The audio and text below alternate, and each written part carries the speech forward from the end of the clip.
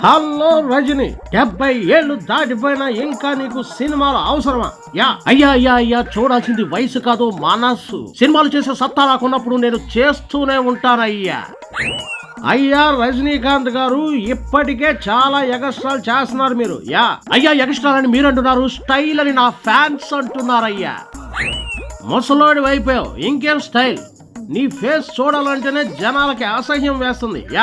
ఇది జనాల మాట కాదు, ఖచ్చితంగా నీ ఏడుపు కొట్టు మాటలని అర్థమైందయ్యా. రేయ్ తాగుపోతాడా, తిరుగుపోతాడా, నీకు సినిమాలు తీసే దమ్ము లేకపోతే మూసుకుని కూర్చో. నన్ను అనే హక్కు నీకు లేదయ్యా.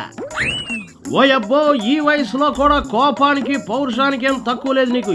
నా సలహా విని నువ్వు రిటైర్ అయిపో. నేను ఎప్పుడు రిటైర్ అవ్వాలో ఆ పైన దేవుడు శాసిస్తాడు, కింద ఈ రజనీ పాటిస్తాడు. కమల్ హాసన్ తో మల్టీ స్టారర్ మూవీ చేసిన తర్వాత రిటైర్ అయిపోతావని వార్తలు చక్కెరలు కొడుతున్నాయి. అయ్యా, నాలో ఓపిక ఉన్నంత వరకు నేను చేస్తూనే ఉంటా. గాలి వార్తలకు నీలా గాలి మాటలకు రెస్పాండ్ అవ్వాల్సిన పని లేదయ్యా. అయినా నాకు అర్థం కాదు, నువ్వు చేయాల్సిన సినిమాలన్నీ చేసి పారదొబ్బావు. భాష, నరసింహ, ముత్తు లాంటి సినిమాలు ఇండస్ట్రీ హిట్లు కొట్టి నీ దమ్ము చూపించావు, అయిపోయింది. ఇంకా నువ్వు సినిమాలు చేసి ఏం సాధిస్తావు? అయ్యా, నా ప్రాణం, ఊపిరి, నా ఆశ, ఆరాటం, నా కోరిక, నా ఇష్టం అన్ని సినిమాలే అయ్యా. ఇది నీలాంటి పిచ్చోళ్ళకి చెప్పిన అర్థం కాదు.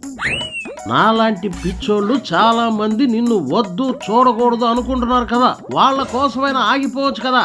నేను నీలాంటి పిచ్చోళ్ళ గురించి ఆలోచించనయ్యా. నేను ఆలోచించేది నా గురించి, నా అభిమానుల గురించి. నీకు 70 ఏళ్ళు వచ్చినా నువ్వు యాక్ట్ చేస్తున్నావని నీ అభిమానులు కూడా అలాగే ఉంటారు అనుకున్నావా? వాళ్ళు ఒక్కొక్కళ్ళు వృద్ధాప్య పింఛన్ తీసుకుంటున్నారు. ఇంకా నీ సినిమాలు చూసే ఓపిక వాళ్ళకి ఎక్కడుంది? అయ్యా, మీకు తెలియని విషయం ఒకటి ఉంది. నాకన్నా పెద్దవాళ్ళు అభిమానులు ఉన్నారు, నా తోటి వాళ్ళు అభిమానులు ఉన్నారు, నాకన్నా చిన్నవాళ్ళు, ఆఖరికి 16-17 ఏళ్ల కుర్రాళ్ళు కూడా అభిమానులు ఉన్నారయ్యా.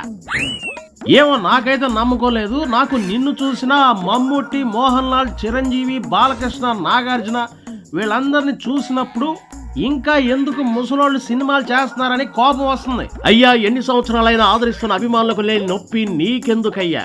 మూసుకొని నీ పన్ను చూసుకోవయ్యా. ఏమన్నావు? నాకు సరిగ్గా అర్థం కాలేదు, మళ్ళీ చెప్పు.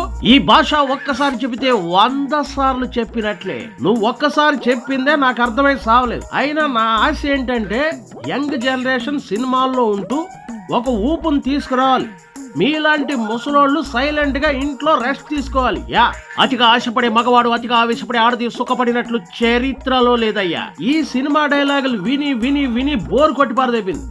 నా మాట విని నువ్వు రూటు మార్చేయి. అయ్యా, నా దారి రహదారి, don't come in my way.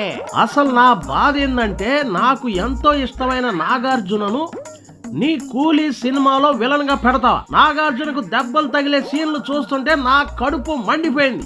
అయ్యా, ఒకటి గుర్తుపెట్టుకో, సినిమాలా చూడు.